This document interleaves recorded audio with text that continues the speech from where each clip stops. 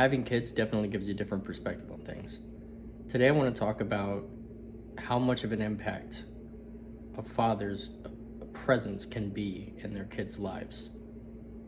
Me personally, I didn't have a dad growing up. My father committed suicide very, very early on in my childhood. I was 7 or 8. I never met him. All I know about him are things other people have told me.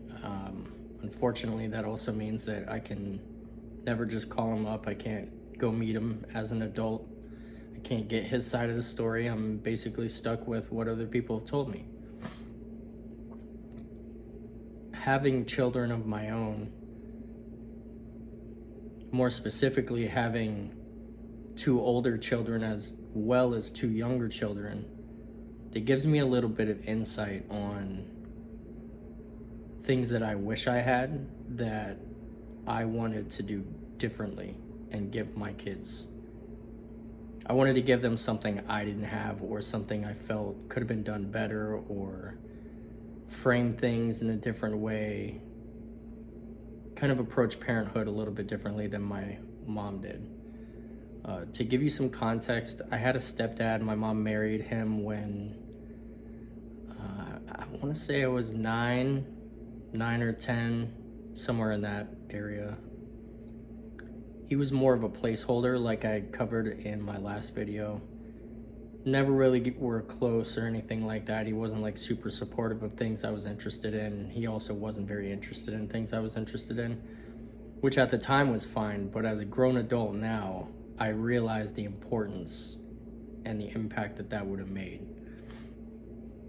Now I'm grateful for who I am as a person. I'm grateful for the life that I had, because I'm not so sure I would be able to give my kids the life they have if my life had gone differently, and quite possibly I might not even have the kids that I have if my life had gone differently.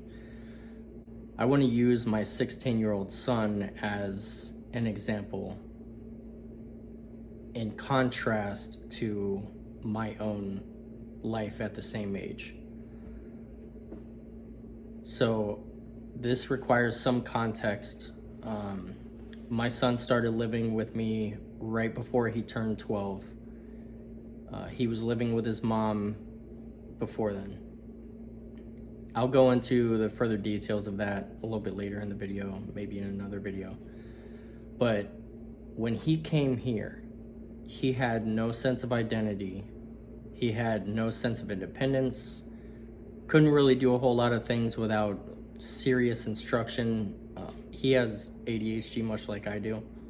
So I had to lay everything out to him. He was never given any tools. Nobody ever had any understanding of the fact that he had it. Before he moved here, him and his sister have been coming to my house since he was 2 years old. All summer, every Christmas break, they came to my house and stayed for the whole breaks. So I was definitely present. I lived in another state though, so it made it a little bit hard during the school year, but I still talked to them on the phone and I was still in direct contact with them. My son, who is now 16, he is in college full-time. He works full-time, working on getting his license, has his own money to spend. He pretty much has his, at least the next couple of years, pretty well planned out. I'm not entirely sure that he would be there where he's at now if it wasn't for him moving with me. The reason why I say that is because at his mom's house, there was some things going on within the home. There was also things going on in his school life. He was constantly picked on and messed with. The kids would call him school shooter. He never really had like a clean haircut. It was always just cut around his face, or his head was shaved. That was pretty much the only 2 haircuts he ever had. His clothes were often too small or too big, or a lot of things went into that. I'm not blaming anybody for anything. Like, it is what it is. That's the circumstance that he was in. And thankfully, when he moved here, he no longer was in that circumstance. His sister, who is now 19, had the opportunity to move up here, but her being 16 at the time, I didn't feel it as pressing to make her come up here, since she had just started socializing at that time. She had a friend group that she hung out with pretty regularly. She was just starting to work. She was working on getting her license. I didn't want to disrupt that by bringing her up here so late in the game. So when he came up here, we tried to put him in online school. Backtrack about 45 seconds. When my son came up here, when my son contacted me about moving up here and his interest in moving up here, it actually didn't start out that way initially. He said he wanted to quit school. And I asked him why. Now, he was, remember, 11, 12 years old. His reasoning, I could not even argue with. His reasoning was so logical. He said to me, I'm not going to use anything that I'm learning in school right now. I already know everything that I'm learning anyways. I'm not being challenged. I'm probably not going to use most of the stuff that I'm learning, so there's no point in it. Now, from 11 or 12-year-old, I don't think he's necessarily wrong. Sure, there are things you're going to use, but by and large, you don't use most of the stuff that you learn in school. And I realized that, but I also realized how detrimental that would have been to his future. So the further we talked, the more he opened up and expressed some concerns with things going on at school, some things going on at home with his mom and her then current husband. It just wasn't the greatest situation for the development of a young man. It's as far as I'll go in this video regarding that. Like I said before, when he got here, he had no sense of identity, no sense of independence, no sense of self, had no friends, wasn't very talkative, was kind of a recluse. I wanted to put him in online school initially, and we did for the first half of that school year. He moved in with me just before his birthday, stayed the whole summer, enrolled him in online courses. After the first part of the year, he just kind of stayed in his room and didn't really come out a whole lot, and I thought that was kind of a red flag. Obviously, times are different now, so kids are not quite as social, but I didn't think sticking in his room the entire school year was going to be any better than where he came from as far as socializing goes. So what I told him was, I apologized, first of all, and I said, I'm sorry, buddy, I got to put you in public school because I don't think that you're going to benefit from online schooling. He was obviously very apprehensive and a little nervous about it. So I told him, I said, listen, you were made fun of and picked on for the way you looked or the way you dressed or whatever. I'm going to time this so that you have one day of school before Christmas break. You have one opportunity to make a positive impact on all new kids. No one here is going to know that you were called school shooter, and no one's going to know that you were messed with. No one's going to know that you were picked on. You're starting fresh. So let's get you, a really nice haircut, get you some nice clothes, go to school, and just smile and be nice to everybody you can. Whether you know them or not, whether you're comfortable or not. Sometimes we have to do things that we're not comfortable doing. And that's what he did. Well, that worked out in his favor for sure. Made a core group of friends, currently has a girlfriend. Again, he's in college courses. At 16, he'll be done with high school by the end of this year, and he's 16 years old. It's crazy. I don't think that sort of ambition was even instilled in him. I don't think he had those kind of goals when he got here. And it's not that I'm making him do those things. It's the fostering of things that he's interested in and listening to some of the issues that he has and helping him work through those things. I am by no means a hands-on helicopter parent. I'm definitely a stand back, and if you fall, okay, well, I'll help you up, but you need to keep on going. Even if you fall down, just try again. I'm very much that sort of an approach type parent. So I don't think that he would be in the same place that he's at now if he had stayed at his mom's. Again, I'm not throwing shade on his mom or anything like that. It's like we get along, and I don't have anything bad to say about his mom. I think that there's a lot of circumstances that his mom could not prevent that was going on over there. There's a lot of circumstantial things that were going on beyond her control. So I think that him being up here definitely helped him figure out who he was, and in a way that was not disruptive, in a way that was not rebellious. I mean, the kid doesn't do anything.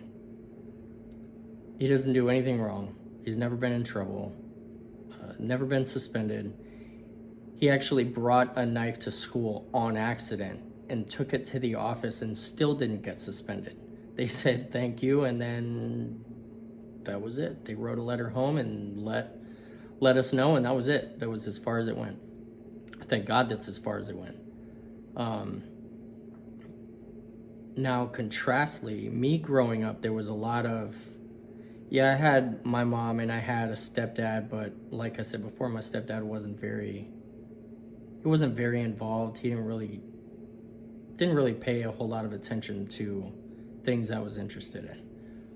I mean, none of us really. Most of the things that we were interested in, there was always something negative to say about it. Like, I don't think that's a good idea. Now, I understand that was their idea of guidance, but when you have a legitimate interest, for example, when I was in high school, I wanted to work for Pixar. Loved it. Loved anything computer graphics, loved anything imagery or anything like that. And that was very early on. We're talking late 90s, early 2000s. And my mom and stepdad both said, I don't think that's a good idea. My computer graphics teacher told me that wasn't going to be a good idea. There were multiple other things that I was interested in, and they were always the naysayers. So I ended up doing what I currently do now. And of course, my mom was more supportive than my stepdad, but there was still some air of, I don't know if that's a good idea. It's probably not good long term. I didn't care by that point. Everything was not a good idea, not fit for long term, according to them. And it took me probably until age 30 to really get past how jaded I felt about basically just growing up alone. I moved out at 16. There was some DV stuff that happened in the house, happened to me, and I decided it was time to go. And I will go into further details in later videos, but it took me until I was about 30 years old to really start to figure adult life out. And I know that sounds crazy, but by that time I had been all over the country. I had lived in my car, slept on park benches, you name it. All the while doing what I'm doing now. And I wouldn't change it for anything, but at the same time, I think that's where a lot of the envy for my kids comes from, because I really feel like I would have had a different trajectory if there was legitimate guidance happening, but there wasn't. Supportive guidance. Now, my son taught himself how to code at the age of 12, and pretty much has made little micro games and things like that, coding computers. And he's done really well, and I've always told him it's not a bad idea to get into that realm. Well, with the upcoming AI and things of that nature, AI is being utilized more and more and more. And I told him, I said, you're more than welcome to do that, but I do want you to do your due diligence and look at the numbers and look at the prospective job markets and look at what's required and look at how well do you think this particular field is going to have in terms of longevity, like how long is it going to last? how long is it going to be an in-demand field before it switches completely over to AI, or 90% AI with just minimal human involvement as far as creation of these things goes. Now look at some of the other things. He's exceptional at math. And when I say exceptional, he's taking college level math courses and he has straight A's in all of his classes. So I told him, I was like, why don't you look at accounting, even though it's not something that you necessarily want to do, look at accounting, look at what it takes to actually become something like a CFO, because then if you're doing that and that's easy for you, you can always code in your spare time. You can always code as a hobby. Then you won't have to be self-reliant on, these independent contractor type things with coding, the inconsistency in being an independent contractor. I've been an independent contractor for 25 years, and it can be rough at times. And my son is definitely more of a step-by-step type of person. Like, he wants to see what the steps are, and he wants to see, basically he wants the proof in the pudding. Like, he wants the proof, and he'll look at it that way. And when I explained it to him like that, I said, I'm still going to support whatever you decide to do, but I want you to think logically. Don't just think out of excitement, because you may not like coding if you're working for someone else. You may absolutely hate it, and you might even hate accounting. But if you are in high school and you're getting a free degree from high school, they're paying for all of his classes. Why wouldn't you take something that you could either use as a primary or a backup plan? That way you're prepared in the event that you end up hating coding, or you may end up liking finance, and you may end up just doing coding, part-time. And that is the type of supportive role that I think fathers should not only be, excited to take, but obviously there are some mothers that don't want the father involved for illegitimate reasons. Of course, a father who's not a good father, or someone who's not a good role model, obviously it's not a good idea to have them involved. But sometimes some mothers can actually view the father in a certain way, or dislike the father and use the kid as a reason to get back at the father, like weaponized parenting. I'm completely against that. I was lucky enough to have, an ex-wife that never did anything like that to me, thankfully. But I know plenty of dads that happens to, and they're people that I've known my whole life that are solid people. And it happens way more often than it should. But ultimately what I'm getting at is, I think it's really important for fathers to be present in whatever capacity you possibly can. Because I don't think my son would even have been interested in moving up here if he had not been coming to my house every summer and every Christmas and spring break since as long as he can remember. It may have been very different. He may have had a completely different outlook on me, or my thought processes, or how I do things, or how I expect other things to be done. I mean, who knows? He could have viewed me as, he could have completely hated me. I don't know for sure, but I do know that I'm glad that he has the support system that he does, because I would never want my kids to struggle the way that I did, and for as long as I did, to figure life out without that support system. So I think that pretty much wraps up what I wanted to say for this video. It's kind of long, kind of drawn out, but I'll go more into detail for some of those things in future videos. If you have any input or any questions or anything, feel free to comment below, like, subscribe, and hit the notification bell so you know when I upload new videos. Thanks for joining me. This is Deep Cuts with Dave. I'll see you next video.